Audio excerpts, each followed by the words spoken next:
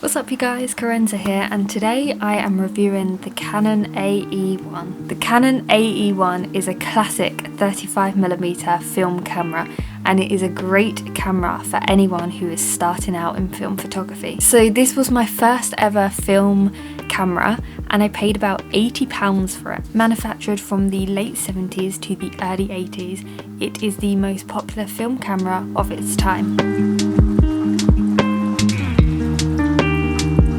The AE-1 has an internal light meter, and exposure is set through the manual or the shutter priority mode. It has a shutter lock on the camera, so you can't accidentally take a photo when it's in your bag or when you're like traveling with it. There's a depth of field simulation button at the front of the camera, which is a great way to see how bright the photo is going to look. It has a self timer for all them family photos you're gonna want to take. It has manual lens focusing, and it takes FD lenses and FDN lenses, so it's pretty compatible with most Canon lenses.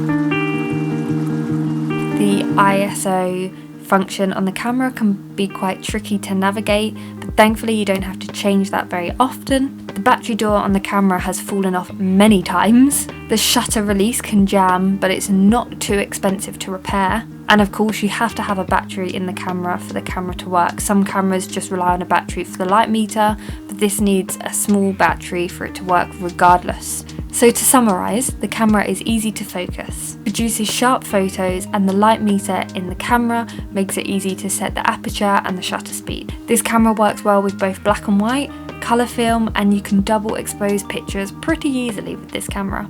This camera will definitely give you a retro, hands-on filming experience. So I highly recommend, if you're just getting into film photography, that you pick up a Canon AE-1 and test it out, because you can't go wrong with any of the features that are on this camera. And if you own a Canon AE-1 and have taken any photos, remember to go over to my Instagram and tag me in any pictures you've taken, because I love to see how other people work with this incredible-ish camera.